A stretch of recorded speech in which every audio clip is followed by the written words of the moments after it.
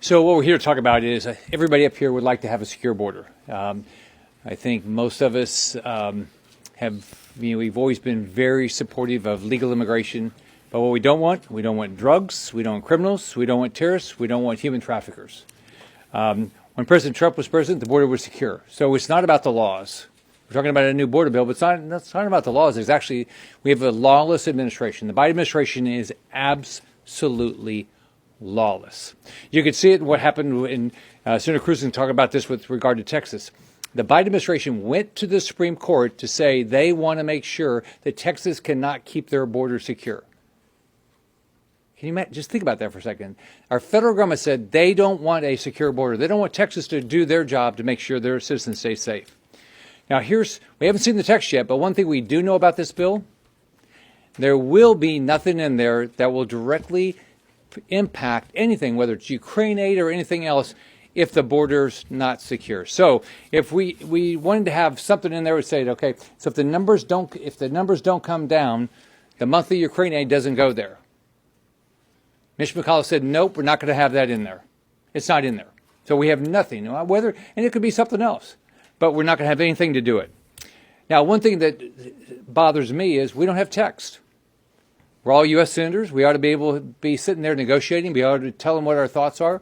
And by the way, the people back home, they ought to know exactly what's going on. This should not be a surprise at the last minute. And I've been up here 5 years, all right? And here's what's happened. They give us the bill at the last minute. You're expected to vote on it probably that day, and you get no amendment votes. That's not the way the U.S. Senate should work. We should all have the opportunity to engage. So we all ought to be involved in this. Now, one thing that's important to me is we don't codify Biden's open door policy. So they're talking about saying, oh, we're okay up to 5,000 people a day. 5,000 people a day. So let's just say 1%.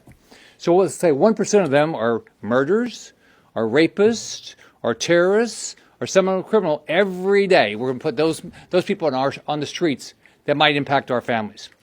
The other thing is we're hopefully going to have a new president. When we get a new Republican president, we should make sure we don't pass a bill that's going to impact their ability to secure the border. Trump was able to secure the border with the existing laws. Let's make sure we don't pass something that makes it harder for him to do that. And by the way, where's the House of Representatives? We have a majority. I think this is dead on arrival in the House, but why isn't the House part of this negotiation? We have a Republican House.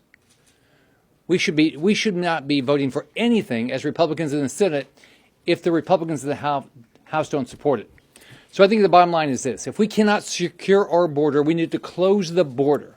If we have a president that doesn't want to secure the border, let's close the border until we get a president that actually is going to enforce our laws. Now let me turn it over to Senator Mike Lee.